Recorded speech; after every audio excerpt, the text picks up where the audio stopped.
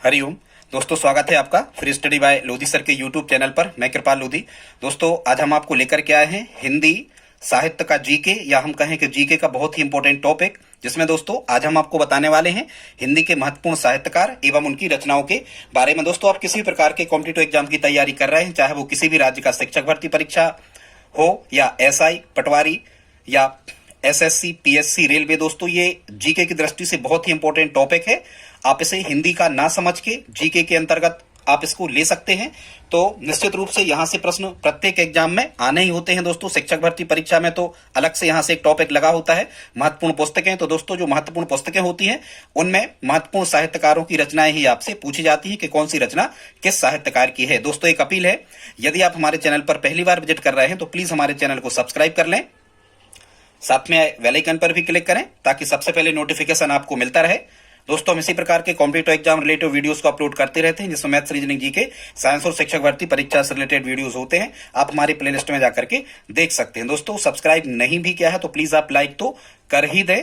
तो बगैर देर के स्टूडेंट्स, आइए प्रारंभ करते हैं आज का टॉपिक, हिंदी के महत्वपूर्ण साहित्यकार एवं उनकी रचनाएं। दोस्तों, आज के इस टॉपिक में हमने लगभग 10 साहित्यकारों को लिया है जो एग्जाम व्यू की दृष्टि से बहुत ही इंपॉर्टेंट है। एक ट्रिक के माध्यम से हम आपको इन रचनाओं के बारे में बताते हैं। तो आइए प्रारंभ करते हैं। सबसे पहले दोस्तों हमने लिया है लाला लाजपत राय जी की रचनाओं को, कि कौन कौन सी रचनाएं लाला लाजपत राय की हैं। तो यहां आपको एक ट्रिक याद करना है, दुखी लाला ने तरुण को गीता के 10 संदेश दिए। ये स्टूडेंट्स ट्रिक है। ट्रिक कैसी है? दुखी लाला ने तरुण को गीता के 10 संदेश दिए या 10 संदेश दिए। यह स्टूडेंट जो लाला शब्द लिखा हुआ है, तो लाला से आपको ध्यान रखना है, ये लाला लाजपत राय जी की रचनाएं हैं। अब हम देखते हैं, जो यहां पर दुखी है लिखा हुआ है, इस दुखी से बन जाएगा दुखी भारत, या इसी को कहा जाता है अनहैप्पी इंडिया। तो दुखी भारत और अनहैप्पी इंडिया, ये लाला लाजपत राय जी की रचना है। फिर यहां पर लिखा है तरुण, तो तरुण से बन जाएगा तरुण भारत, ये भी लाला लाजपत राय की रचना है। फिर यहां लिखा है गीता, तो गीता से बन जाएगा भगवत गीता का संदेश, ये लाला लाजपत राय जी की रचना है। और यहां पर जो 10 लिखा है स्टूडेंट्स, इससे बन जाएगा ब्रिटेन, तो ये ब्रिटेन भी उन्हीं की रचना है। तो तरुण भारत, भगवत गीता का संदेश, ब्रिटेन। ठीक है स्टूडेंट्स, ये किसकी रचनाएं हो गई? ये हो गए स्टूडेंट्स किसकी? लाला लाजपत राय की। आई होप आप समझ गए होंगे। आगे देखते हैं स्टूडेंट्स। अब हम देखते हैं आगे, तो किसकी रचनाओं को शामिल किया हमने? जयदेव की रचनाएं। जयदेव की रचनाएं वैसे आपको पता है, इनकी फेमस रचना है कौन सी? गीत गोविंद। ये तो आपको मेमोराइज होना ही चाहिए यदि आप कॉम्पिटिटिव एग्जाम की तैयारी कर रहे हैं किसी भी तरह के। तो देखते हैं जयदेव की रचनाओं को। तो यहां से आपको एक ट्रिक याद करना है। वो ट्रिक क्या है? लाली हर गीत प्रसन्न होकर गाती है। ठीक है स्टूडेंट्स, लाली हर गीत प्रसन्न होकर गाती है। तो यहां लाली से बन जाएगा ललित विग्रह। फिर यहां हर से बन जाएगा हर्षचरित। दोस्तों, हर्षचरित जयदेव की रचना भी है, और जो हर्षचरितम है ये बाणभट्ट की रचना भी है, वो संस्कृत में है। तो हर से क्या बन जाएगा? हर्षचरित। ये भी जयदेव की रचना भी है। और हर्षचरितम यदि आता है या जयदेव ऑप्शन में नहीं आता है तो बाणभट्ट की रचना है हर्षचरित। फिर ये बहुत फेमस है उनकी रचना। यहाँ जो गीत शब्द लिखा है, इस गीत से बन जाएगा गीत गोविंद, और प्रसन्न होकर लिखा है स्टूडेंट्स, इससे बन जाएगा प्रसन्न राघव। तो जयदेव की रचनाएं कौन कौन सी हो गई? ललित विग्रह, हर्षचरित, गीत गोविंद और प्रसन्न राघव। दोस्तों, आप इसका एक नोट्स भी चाहें तो बना सकते हैं। बहुत इंपॉर्टेंट चीजें हम आपको बता रहे हैं। दोस्तों, यहां तक यदि वीडियो देखा है तो प्लीज आप लाइक तो कर ही दें। आगे देखते स्टूडेंट्स, आधुनिक मीरा के नाम से विख्यात महादेवी वर्मा जी की रचनाओं को। महादेवी वर्मा की रचना यदि आपको याद करना है स्टूडेंट्स, तो एक ट्रिक आपको याद करना होगी। मान के चलो कोई गाड़ी है, यामाहा गाड़ी, आपने सुना होगा। ये यामाहा एक मोटरसाइकिल का प्रकार होता है, एक वैरायटी है मोटरसाइकिलों की। तो क्या हुआ एक दिन कि दीपा की नानी रेखा, दीपा की एक नानी थी जिनका नाम क्या था? रेखा। तो दीपा की नानी रेखा शाम को यामा से चलचित्र देखने जाएंगी, मतलब कोई टॉकीज वगैरह देखने जाएंगी। कौन जाएंगी? दीपा की नानी रेखा। कब जाएंगी? शाम को। ऐसा आप याद कर लेना, दीपा की नानी रेखा शाम को यामा से चलचित्र देखने जाएंगी। अब हम देखते हैं स्टूडेंट्स इस ट्रिक का अर्थ क्या होने वाला है। यहां से स्टूडेंट्स एक चीज तो आपको याद ही करना है कि जो यामा लिखा हुआ है, यामा, ये महादेवी वर्मा का सबसे प्रसिद्ध महाकाव्य है। यदि आपको ये लाइन या ये टॉपिक याद रहेगा कि यामा जो है ये महादेवी वर्मा का प्रसिद्ध महाकाव्य है, जिस पर उन्हें प्राइज भी मिल चुका है। ठीक है स्टूडेंट्स, तो आइए अब हम देखते हैं कि महादेवी वर्मा की रचनाएं कौन कौन सी हैं। तो सबसे पहले यहां लिखा हुआ है दीपा, तो दीपा से बन जाएगा स्टूडेंट दीप शिखा, दीप शिखा उनकी रचना है। फिर यहां लिखा हुआ है नानी, तो नानी से दो चीजें आपको याद रखना है स्टूडेंट्स। एक तो याद रखना है इस नी से निहार, और इसी नी से आपको याद रखना है नीरजा। तो निहार और नीरजा भी महादेवी वर्मा जी की रचनाएं हैं। फिर यहाँ जो साम लिखा है स्टूडेंट्स, साम लिखा है, इस साम से बन जाएगा सांध्य गीत। वैसे ही साम को सांध्य गीत कहते, या रेखा संध्या को कर देना आप, यहाँ संध्या को यामा से चलचित्र देखने जाएंगे, यामा गाड़ी से संध्या भी आप कर देना, तो संध्या से यहाँ क्या बन जाएगा, सांध्य गीत भी उनकी रचना है। फिर यहाँ स्टूडेंट जो रेखा शब्द लिखा हुआ है, रेखा से बन जाएगा अतीत, नहीं अतीत के चलचित्र नहीं, स्मृति की रेखाएं। रेखा से क्या बनेगा स्टूडेंट्स, स्मृति की रेखाएं। सांध्य गीत हमने आपको बता दिया, यामा यहाँ लिखा हुआ है, ये इनका फेमस महाकाव्य है। और स्टूडेंट्स यहाँ जो चलचित्र शब्द लिखा हुआ है, तो चलचित्र से क्या बन जाएगा, अतीत के चलचित्र। तो ये रचनाएं किसकी हो गई, महादेवी वर्मा जी की। दीपशिखा, निहार, नीरजा, स्मृति की रेखाएं, सांध्य गीत, यामा और अतीत के चलचित्र। ठीक है दोस्तों, अब हम देखते हैं आगे अमीर खुसरो की रचनाएं। तो अमीर खुसरो की रचनाएं याद करने के लिए आपको एक ट्रिक याद रखना है। वैसे ही आप जब खली को ग्राउंड में, या हम कहें कि आप खेलते हुए देखते हो, जब भी मैदान में, कुश्ती वाले, रेसलिंग वाले मैदान में जब आप खली को खेलते हुए देखते हो तो आप बहुत खुश होते हो।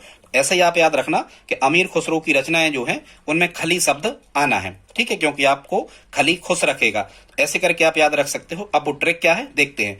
ट्रिक आपको याद रखना है, अमीर खुसरो की रचनाओं में खली की हालत नाजुक है। क्या याद रखना स्टूडेंट्स, खली की हालत नाजुक है। ये सभी रचनाएं अमीर खुसरो की हो जाएंगी। अब हम देखते हैं स्टूडेंट्स, जो खली शब्द लिखा है, खली से बन जाएगा क्या, खालिक बारी, ये अमीर खुसरो की रचना है।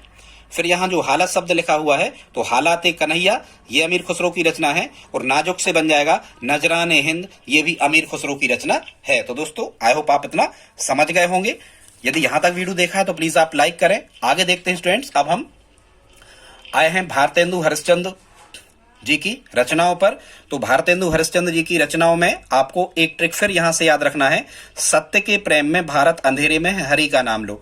क्या याद रखना है स्टूडेंट्स, सत्य के प्रेम में भारत अंधेरे में है, हरि का नाम लो। यहाँ स्टूडेंट्स जो हरि शब्द लिखा है, यहाँ कुछ नहीं है, हरि का अर्थ यहाँ निकलने वाला है भारतेंदु हरिश्चंद्र। हरि का अर्थ दोस्तों क्या बनने वाला है, हरि का अर्थ होगा यहाँ भारतेंदु हरिश्चंद्र। अब हम देखते हैं ट्रिक का अर्थ। ये ट्रिक थी, सत्य के प्रेम में भारत अंधेरे में है, हरि का नाम लो। सत्य से बन जाएगा स्टूडेंट सत्यवादी हरिश्चंद्र, ये भी भारतेंदु हरिश्चंद्र की रचना है, क्योंकि यहाँ पर तो हरिश्चंद्र साफ साफ ही लिखा हुआ है। फिर यहाँ स्टूडेंट्स जो प्रेम शब्द लिखा हुआ है, प्रेम से बन जाएगा प्रेम जोगिनी, प्रेम जोगिनी, ये भी हरिश्चंद्र की रचना है, भारतेंदु हरिश्चंद्र की। फिर यहाँ जो भारत लिखा हुआ है स्टूडेंट्स, भारत से बन जाएगा भारत दुर्दशा, ये बहुत ही प्रसिद्ध रचना रही है भारतेंदु हरिश्चंद्र जी की। फिर यहाँ स्टूडेंट जो अंधेरे शब्द लिखा है, इससे अंधेर नगरी, ठीक है, ये एक नाटक था अंधेर नगरी। तो ये स्टूडेंट्स 4 रचनाएं महत्वपूर्ण थी भारतेंदु हरिश्चंद्र जी की, सत्यवादी हरिश्चंद्र, प्रेम जोगिनी, भारत दुर्दशा और अंधेर नगरी। ये स्टूडेंट्स बहुत ही इंपॉर्टेंट हैं, बिल्कुल छटी हुई रचनाएं हम आपको बता रहे हैं निश्चित रूप से। यदि एग्जाम में प्रश्न आता है तो यहीं से आता है। अब दोस्तों हम आगे देखते हैं ट्रिक नंबर 6 पे। अब हम आपको बताने वाले हैं अरविंद घोष की रचनाओं के बारे में। तो यहां आपको एक ट्रिक याद रखना है, अरविंद घोष की ट्रिक में अरविंद सावित्री को लाए। क्या याद रखना है स्टूडेंट्स, अरविंद सावित्री को लाए। फिर से आप सुन लें, क्या ट्रिक है इसकी, अरविंद सावित्री को लाए। यह स्टूडेंट्स अरविंद से बनने वाला है कि अरविंद घोष की रचनाएं हैं। अब जो सावित्री शब्द लिखा है, इससे सावित्री बन जाएगा। यहां फिर जो ला शब्द लिखा है, इससे बन जाएगा लाइफ डिवाइन, और ए से बन जाएगा एस एज ऑन गीता। तो सावित्री, लाइफ डिवाइन और एस एज ऑन गीता, ये अरविंद घोष जी की रचनाएं हैं। ट्रिक नंबर 7 पे दोस्तों अब हम देखते हैं बंकिम चंद्र चटर्जी की रचनाएं, या इन्हीं को कहा जाता है बंकिम चंद्र चट्टोपाध्याय, जिनने हमारा राष्ट्रगीत जनगण मन लिखा है। बंकिम चंद्र चट्टोपाध्याय या बंकिम चंद्र चटर्जी, इनकी रचनाएं भी आपसे पूछी जाती हैं। देखते हैं इनकी रचनाओं की ट्रिक आपको कैसे याद करना है। स्टूडेंट्स यहां से आपको बंकिम चंद्र चटर्जी की रचनाओं में एक ट्रिक याद करना है।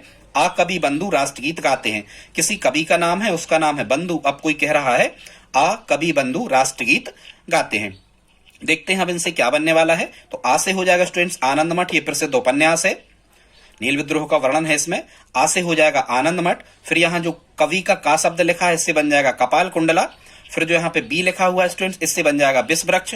और जो राष्ट्रगीत आपको पता ही होना चाहिए, राष्ट्रगीत से बन जाएगा यहाँ बंकिम चंद्र चटर्जी की रचनाएं हैं, क्योंकि उन्होंने हमारा राष्ट्रगीत जनगण मन लिखा है। बंधु के बा से बन जाएगा स्टूडेंट्स वंदे मातरम, इन्हीं की रचना है, ठीक है। हालांकि ये आनंद मठ से लिया गया है। फिर यहाँ दू से हो जाएगा दुर्गेश नंदिनी। तो बंकिम चंद्र चटर्जी की रचनाएं कौन कौन सी हो गई? आनंद मठ, कपाल कुंडला, विष वृक्ष और दुर्गेश नंदिनी, और वंदे मातरम हमारा राष्ट्रगीत भी उन्हीं के द्वारा लिखा गया है। आगे देखते स्टूडेंट्स ट्रिक नंबर 8 पे, ये भी बहुत फेमस है, महत्वपूर्ण है, तुलसीदास जी की रचनाओं को। यहाँ स्टूडेंट्स तुलसीदास जी की रचनाओं को याद करने के लिए भी आपको एक ट्रिक मेमोराइज करना है। देखते हैं वो ट्रिक क्या है। वो ट्रिक है स्टूडेंट्स, दो कवि राह में गीत गाते हैं। स्टूडेंट्स ट्रिक क्या है यहाँ पर? दो कवि राह में गीत गाते हैं, दो कवि राह में गीत गाते हैं। अब हम देखते हैं इसका अर्थ। यहाँ स्टूडेंट जो दो शब्द लिखा हुआ है, दो से बन जाएगा दोहावली, ये तुलसीदास जी की रचना है। का से बन जाएगा कवितावली, बी से हो जाएगा विनय पत्रिका, रा से बन जाएगा रामचरितमानस। ये सबसे प्रसिद्ध महाकाव्य है भारत का, अवधी भाषा में, जो तुलसीदास जी द्वारा रचित है। यहाँ स्टूडेंट्स जो हा शब्द फिर यहाँ गीत शब्द लिखा है स्टूडेंट्स, तो गीत से बन जाएगा क्या? Gitavali.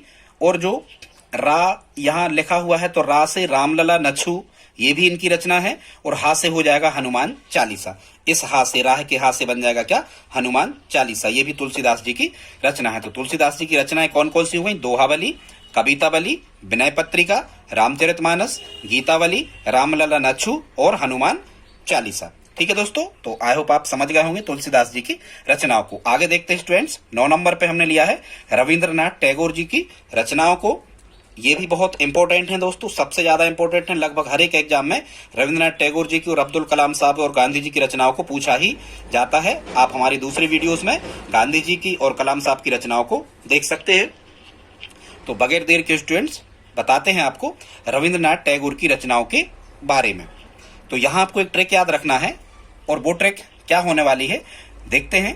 Post office dancer Chitrangada, कोई चित्रांगदा नाम की पोस्ट ऑफिस डांसर है, तो पोस्ट ऑफिस डांसर चित्रांगदा की नर का चारा बिका बागी गोरा को। ये आपको इतना मेमोराइज तो करना ही पड़ेगा, क्योंकि लगभग 10 से 11 रविंद्रनाथ टैगोर जी की रचनाएं इस ट्रिक में शामिल हो जाएंगी।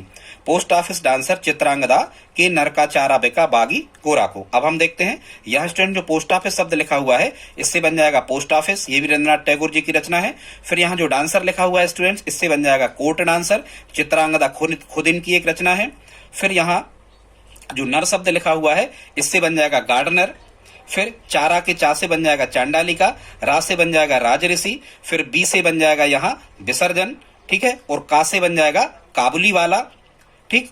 और ये बागी लिखा है, तो बागी के वा से बन जाएगा बालक, गी से बन जाएगा गीतांजलि। स्टूडेंट से गीतांजलि इनकी विश्व प्रसिद्ध रचना है, जिसमें 1913 में प्रथम साहित्यकार थे रविंद्रनाथ टैगोर जी, भारतीय साहित्यकार थे प्रथम, जिन्हें नोबेल पुरस्कार मिला साहित्य में। गीतांजलि हमारा जनगणमन जो राष्ट्रगान है, इसी गीतांजलि पुस्तक से लिया गया है। और स्टूडेंट्स लास्ट में यहाँ क्या लिखा है? गोरा शब्द लिखा है, गी से गीतांजलि और गोरा, तो गोरा भी इनकी रचना हो गई। तो रविंद्रनाथ टैगोर जी की रचनाएं कौन कौन सी हो गई? Post office, court dancer, Chitrangada, gardener, Chandalika, Rajarshi, Visarjan, काबुली वाला, बालक, गीतांजलि और गोरा। दोस्तों आज का वीडियो कैसा लगा प्लीज आप कमेंट में लिखें हमें, और यदि हमारी हेल्प करना चाहें तो प्लीज इसे सब्सक्राइब करें हमारे चैनल को, और भी यदि आप हमारी हेल्प करना चाहें तो प्लीज इस वीडियो को अपने दोस्तों के साथ स्टडी ग्रुप में शेयर जरूर करें। मिलते हैं अगले वीडियो में, तब तक के लिए जय हिंद जय भारत।